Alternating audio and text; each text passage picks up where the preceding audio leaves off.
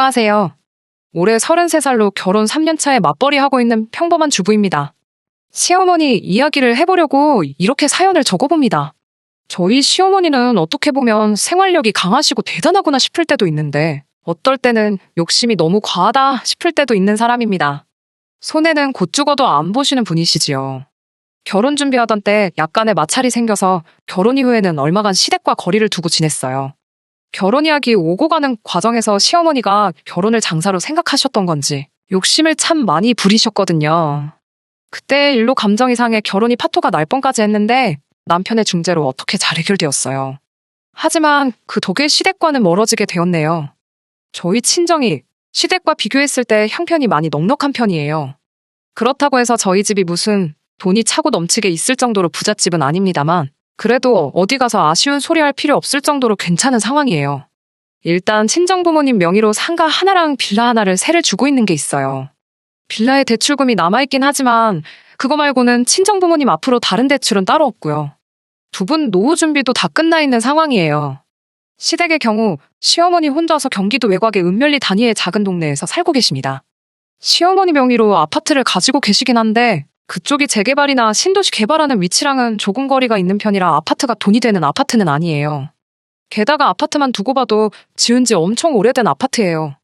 6층짜리 저층에다가 엘리베이터도 없는 그런 아파트입니다. 시어머니는 재개발을 기대하고 있긴 한데 솔직히 그렇게 보이지는 않아요. 부동산에 대해서 잘 모르는 제가 봐도 위치적으로 보나 모르보나 메리트가 전혀 없거든요. 그래도 신도시 계획 사업이 추진돼서 주변은 발전하고 있긴 한 것 같은데 시어머니 사는 집은 전혀 아니에요.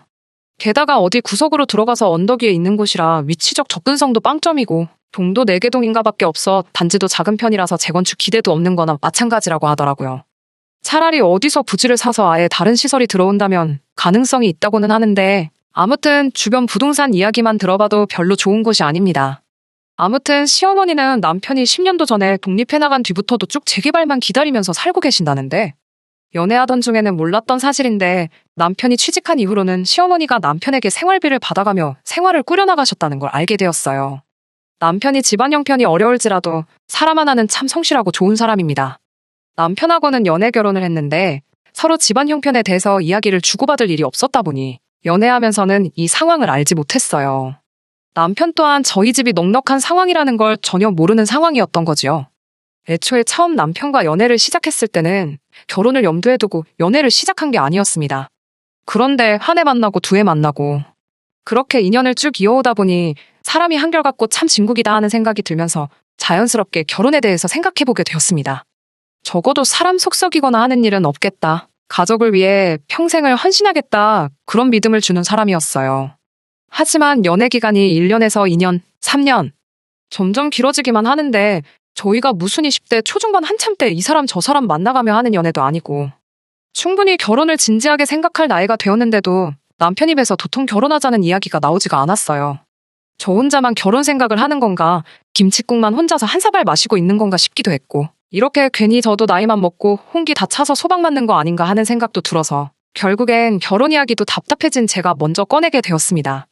그런데 남편이 주저하면서 처음으로 자기 집안 형편에 대해서 솔직하게 말을 해줘서 그때가 돼서야 남편 집안 형편에 대해서 알게 되었어요. 남편은 그럭저럭 괜찮은 회사에 다니고 경력도 10년 가까이 돼서 받는 연봉도 상당했었습니다. 그런데 그걸 떠나서 어머니가 홀어머니고 그나마 본인 명의로 아파트 하나 가지고 있긴 하지만 노후 준비가 되어 계신 것도 아니고 그거 말고는 아무것도 없는 거나 마찬가지라서 자기가 취직한 이래로 매달 어머니한테 100만 원씩 드리고 있는 상황이라는 사실도 그때 처음 알게 되었습니다. 남편이 결혼에 자신이 없었던 건 자신이 처한 그런 상황 때문이었어요. 세상에 어느 배우자가 어머니한테 달마다 100만 원씩 보내는 남자를 결혼 상대로 보겠냐고 자신 없어 했지요. 그런데 생활비 100만 원까짓 못 드릴 것도 없는 액수 아닌가 싶었어요. 어차피 결혼 후에도 맞벌이 생활은 유지할 거고 저 같은 경우에는 상황적으로 재택근무도 가능한 직장에 다니고 있던 터라 나중 일이긴 하지만 아이가 태어나게 되면 유동적이게 재택근무하면서 육아와 일을 병행할 계획을 가지고 있었거든요. 두 사람 벌이 합치면 월 1,000만 원에서 조금 모자라긴 한데 남편 월급만 두고 본다면 당시 남편이 저보다 딱 100만 원 더 벌고 있었어요. 물론 시어머니한테 한 푼도 안 드리고 저희가 다 저축하고 하면 당연히 돈 모으는 속도에 가속이 붙겠지만 남편이 딱 저보다 더 버는 만큼 어머니한테 드리는 건데 그게 문제가 될 게 있겠나 싶었어요. 감당 못할 게 아니라고 생각하니 결혼 못할 것도 없겠다고 남편한테 딱 그렇게 이야기를 했습니다. 그런데 남편은 그런 제 말을 듣고도 끝까지 자신 없어 했어요. 아닌 건 아닌 거라고, 결혼이 어디 우리 둘만 좋아서 하는 거냐고. 아마 너네 부모님이 안 좋아하실 거다, 결혼을 반대하실 거다 하면서 계속 자신 없는 모습을 보여줬습니다. 남편 말이 무조건 틀린 것은 아닌 게 그 걱정이 현실이 되었어요. 친정 부모님께 남편의 상황을 이야기하고 그럼에도 불구하고 결혼하고 싶다는 제 의견을 말씀드렸더니 대번에 반대를 하셨어요. 어느 한쪽이 기우는 결혼을 하면 반드시 문제가 생길 거라고 하시면서요. 친정 부모님이 당시 남편에 대해서는 제가 오랫동안 연애를 했다는 사실만 알 뿐이지 직접 만나본 적이 없었거든요. 그래서 제가 일단 그래도 한 번 만나는 봐달라고 해서 자리를 만들었어요. 남편이 그 월급 받으면서 시어머니한테 생활비 드리고 혼자서 자취하면서 지내면서도 정말 알뜰하게 돈을 잘 모아놓은 상황이었어요. 제가 결혼까지 생각할 정도로 사람이 진국인 건 말할 것도 없었고요. 제 눈이 틀렸을지언정 친정부모님은 여태 살아오신 세월이 몇 년인데 친정부모님이 사람 보는 눈이 틀릴 거라는 생각이 들지는 않았습니다. 그리고 제 예상대로 친정부모님이 남편을 직접 만나보시고는 곧바로 마음을 돌리셨어요. 저 정도 되는 사람이면 뭘 해도 할 거라고 제 선택을 믿고 두 사람 행복을 바래주겠다며 결혼을 허락해 주셨습니다. 그런데 이제 제가 결혼 허락을 받으러 시어머니를 처음 찾아뵈러 갔는데 시어머니는 조금 당황스러운 눈치였어요. 애초에 남편도 생활비를 보내드리긴 했지만 시어머니와 그렇게 가까운 사이는 아니었던 것처럼 보이더라고요. 그냥 자식된 놀이로 생활비를 책임져 드렸던 거지 시댁에 자주 방문하거나 하지는 않았던 것 같아요. 그랬던 아들이 갑자기 결혼한답시고 며느리 될 사람이라며 저를 소개시키니 시어머니도 그 순간에 여러 가지 생각이 오고 갔을 수 있다고 생각합니다. 결혼 허락받으러 간 자리였는데 시어머니는 결혼해라 마라 소리보다 당장 당신이 매달 남편에게서 받고 있던 생활비 이야기를 꺼내시더라고요. 시어머니도 어느 정도 생각은 하셨던 거지요. 당신이 받고 있는 그 생활비가 끊기면 당장 생활이 안 된다면서 그것부터 확실하게 짚고 넘어가려고 하시더라고요. 저야 이미 남편과 결혼에 대해 이야기하면서 계속 생활비를 보내드리기로 결정했던 상황이다 보니 길게 이야기할 것도 없었어요. 이미 끝난 이야기라고 시어머니한테 걱정하실 필요 없다고 대답을 했지요. 그런데 그게 오히려 독이 되어버린 겁니다. 시어머니가 생각했던 것보다 제가 호락호락 생활비를 계속 드리겠다고 나오니 욕심이 나기 시작하셨던 것 같아요. 양가의 결혼 허락을 받은 뒤에 상견례를 앞두고 시어머니한테서 연락을 하나 받게 되었습니다. 그동안 아들이 혼자 나가 살면서 고생하는 거 알고 그래서 부담스러울까봐 말을 안 해서 말인데 당장 아들 취직한 지가 10년도 더 넘었다고. 그때랑 비교하면 지금 물가도 많이 오른 거 알지 않느냐고 저한테 먼저 질문을 하시곤 사실 100만 원 보내주는 생활비로는 당장 사는 게 힘들었다는 이야기를 하시더라고요. 그리고 이제 결혼도 하니 이제 못해도 200만 원씩은 받는 게 좋겠다고 생활비 액수를 2배로 올려서 저한테 통보를 하셨어요. 그게 싫다면 결혼할 때 현금 해단으로 5천 정도를 해오라고 하더라고요. 일단 상의해보겠다 하고 전화를 끊긴 했는데 그걸 친정부모님한테 말을 할 수는 없겠더라고요. 남편이 당시 돈을 잘 모아놓긴 했다지만 그거야 혼자서 자취하면서 어머니한테 생활비까지 보내드리는 상황인 걸 감안했을 때야 알뜰하게 모은 거지. 매달 100만 원씩이라도 10년이면 1억이 넘는 큰 돈이잖아요. 거기에 저도 여태껏 벌어놓은 돈을 물 쓰듯 펑펑 쓰면서 있던 것도 아니고 저도 열심히 잘 모아놓았다 보니 남편이 모아놓은 돈보다는 부족하긴 했지만 적당할 만큼의 저금은 저도 가지고 있었습니다. 더불어서 친정부모님께서도 여유가 있으시다 보니 저희 신혼살림 차리는데 모자란 만큼은 지원을 해줄 테니 괜히 대출 같은 거 받아서 돈 갚고 그러지 말라고까지 이야기가 되었던 상황이었던지라 반반 결혼하는 것도 아니고 저희 쪽에서 명백하게 더 많은 돈을 해가는 상황이었는데 거기에 현금에단 5천을 준비하라고 말을 할 수는 없는 노릇이잖아요. 차라리 반반 결혼이었다면 어떻게 해보기야 하겠는데 싶더라고요. 그리고 친정부모님도 형편이 한쪽으로 기운 결혼에 대해 부정적으로 생각했던 가장 큰 이유 중 하나가 그거였기 때문에 이 이야기를 꺼내면 큰일이 나겠구나 싶어서 난감했어요. 그런데 남편이 벌써 나서서 상황을 정리를 해버리더라고요. 시어머니한테 어머니 때문에 이 결혼이 잘못되면 매달 보내드리던 100만 원도 안 보내드리는 수가 있다고. 뭐 그런 식으로 이야기를 해서 시어머니가 아무 말도 못하게 상황을 정리했던 거예요. 그 뒤로 결혼식 당일까지 시어머니랑 친정부모님이 상견례 이후로 따로 만날 일이 없어서 별탈 없이 결혼 준비를 할 수 있었습니다. 그런데 결혼식 날에 일이 터져버린 거예요. 시어머니가 친정부모님 앞대다 두고 예단 이야기를 직접 꺼낸 건 아닌데 신부 측 그러니까 제 앞으로 들어온 축의금을 당신이 다 가져가면 어떻겠냐고 말도 안 되는 요구를 대놓고 하신 거예요. 저는 신부대기실에 있느라 상황을 몰랐는데 남편 말에 의하면 이대로 하객들 다 모아놓은 자리에서 결혼식이 파토가 나버리겠구나 이런 생각이 들었답니다. 아무튼 그 상황도 어떻게 남편이 잘 수습을 했더라고요. 그리고 중간에서 친정부모님께도 잘 말해서 결혼식은 무리 없이 진행될 수는 있었습니다. 하지만 아무래도 그런 일이 있었다 보니 처음 말씀드렸던 것처럼 신혼살림 차린 이후부터 시댁에는 신경을 쓰기 조금 그런 상황이 되어서 시댁과는 멀리 지내게 되었습니다. 대신 다른 건 몰라도 매달 보내던 생활비는 꼬박꼬박 잘 챙겨서 보냈어요. 명절 때도 어버이날 때도 시댁에는 발길조차 하지 않았습니다. 제가 가보자고 해도 남편이 싫다고 계속 거절을 했어요. 그렇게 무슨 일만 있으면 친정부모님하고 같이 시간을 보냈는데 남편이 워낙에 잘하기도 했지만 한편으로는 조금 외로워 보일 때도 있었습니다. 입장 바꿔 생각해보니 겉으로는 아무렇지 않은 척을 해도 속은 말이 아니겠구나 하는 생각이 들더라고요. 남편은 괜찮다니 걱정 말라고 하는데 오지랖인지는 모르겠지만 계속해서 신경이 쓰였어요. 친정부모님도 매번 명절 때 대놓고 시댁 안 가고 친정에서 내내 시간 보내가 가는 저희를 보고 한마디를 하셨어요.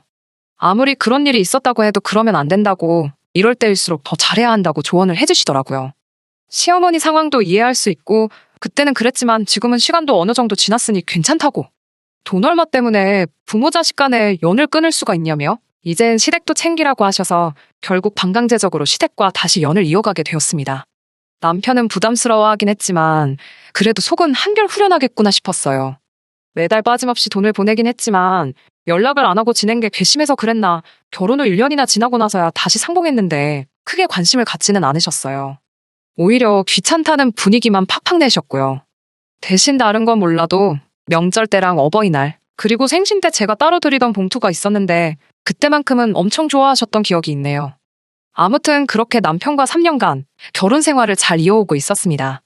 그런데 올해 초부터 시어머니가 무릎이 많이 안 좋아졌다며 자주 연락을 해오셨어요. 원래도 관절이 약한 편이라고 들었는데 어디서 무릎 인공관절 수술에 대한 이야기를 듣고 오셔서는 그걸 받고 싶다는 이야기를 꺼냈습니다. 병원에 가서 상담을 받아봤는데 병원 쪽에서는 아직 시어머니 나이도 인공관절 수술을 받기에는 조금 이른 느낌이 있기도 하고 엑스레이랑 기타 검사 결과를 보면 아직 수술을 받아야 할 만큼 심각한 상황이 아니라는 소견을 말해주더라고요. 인공관절도 유통기한 비슷한 게 있다 보니 평생 쓸 수 있는 적절한 나이에 받는 게 제일 좋다고 이야기를 하니 그 말도 일리가 있어서 이해가 가더라고요. 그래서 저희는 좀 더 지켜보기로 했어요.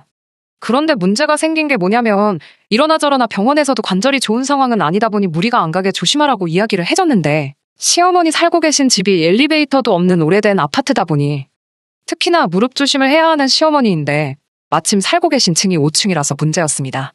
올라가는 것도 일이지만 관절이 안 좋은 상황일 때는 내려가는 걸 더 조심해야 한다 하더라고요. 거기에 집도 언덕배기에 있다 보니 시어머니가 장이라도 보러 갈라치면 갈 때는 내리막길, 올 때는 오르막길 난코스에 집에 도착해서도 계단을 오르내려야 하는 참 관절에 안 좋은 상황이었던 거예요. 그렇다고 집에서만 계실 수도 없는 노릇이잖아요. 그래서 다른 방법이 있나 알아봐야 했습니다.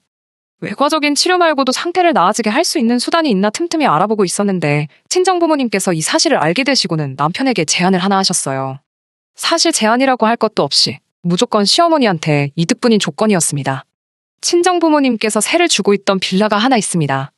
지은 지 얼마 안 된 신축 빌라인데 요 근래 전세 문제 때문에 난리통이었다 보니 살고 있던 세입자가 전세를 빼고 싶다고 해왔어요.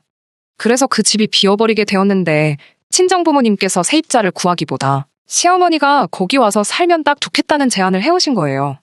특히나 주변에 병원 시설도 잘 되어 있고 대중교통도 좋고 한편이다 보니 세입자를 구하려는데 사돈어른 생각이 딱 났다며 남편한테 말을 꺼내신 거예요.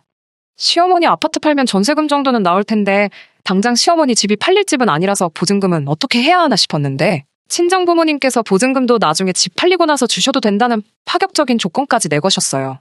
남편도 친정부모님 배려의 눈물까지 슬쩍 보이더라고요. 그리고 이 좋은 소식을 전하러 당장 시댁에 찾아갔지요. 그런데 시어머니는 시큰둥한 표정으로 그게 뭔 제안이냐며 곧바로 거절을 하시더군요.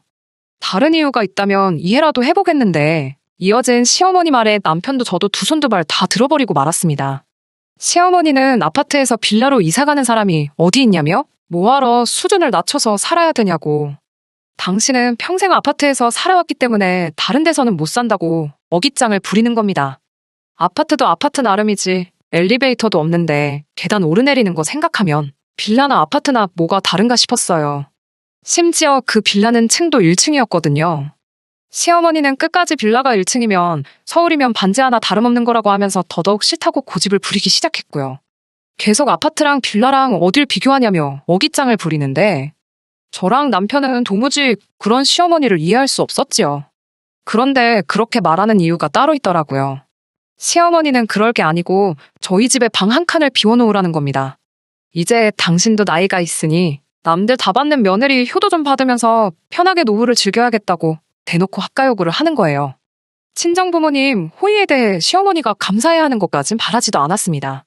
그런데 고작 한다는 소리가 친정부모님 신보가 이상하다는 소리까지 하더군요. 괜히 저희 부모님이 시어머니한테 신세 지는 기분 만들게 하려고 그러는 거라고. 친정부모님 집에 들어가 살면 저희 부모님이 시어머니한테 갑질을 해도 세입자니까 참아야 하는 거 아니냐십니다.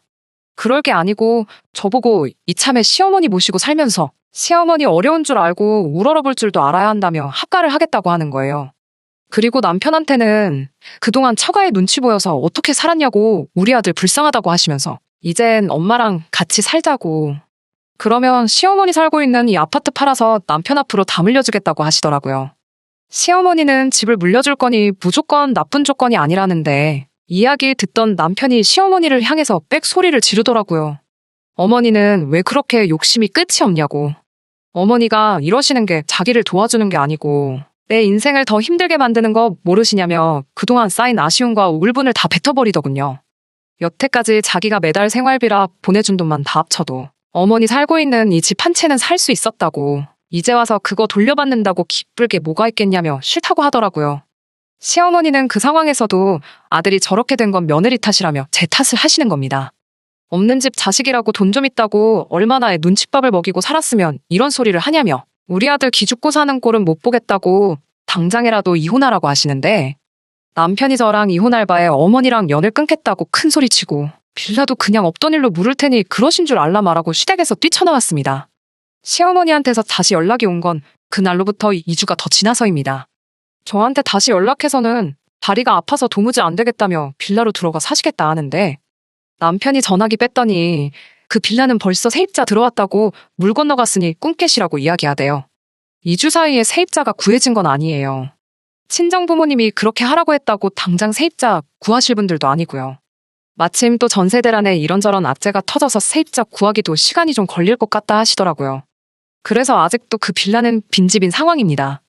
남편에게 빈집인 거 알면서 말을 그렇게 하느냐 했더니 남편은 시어머니한테 앞으로 더 뭐 해드리고 싶은 마음이 없다고 딱 선을 긋더군요. 친정부모님께서는 남편에게 언제든지 마음이 바뀌거든 말해달라고 하긴 하셨는데 그래도 그 집을 영영 빈집으로 둘 수는 없으니 친한 부동산들에 연락해서 일단 전세 매물로 올려놓긴 하신 것 같더라고요. 결국 이렇게 시어머니가 남편 마음 못 돌리고 있으면 그 빌라 이야기는 없던 일이 되어버리고 말 것입니다. 시어머니 괜히 며느리한테 효도받는 욕심 부리시다가 잘 받고 있던 아들 효도가 날아가 버리게 생겼네요. 남편이 저렇게 단호한 와중에 제가 나서서 이 상황을 해결해 볼 생각은 없는 것 같아요. 애초에 그렇게 할 필요도 못 느끼겠고요. 그냥 남편이 혼자 고민해보고 어떻게 할지 마음이 정해지면 그때가 돼서 남편이 하자는 대로 할 생각입니다. 괜히 제가 오지랖 부려서 나선다고 상황이 더 나아질 것처럼 보이지는 않네요. 끝까지 들어주셔서 감사합니다. 오늘의 사연은 여기까지입니다. 구독과 좋아요, 알람 설정 부탁드리고 더 좋은 사연으로 다시 찾아뵙겠습니다. 감사합니다.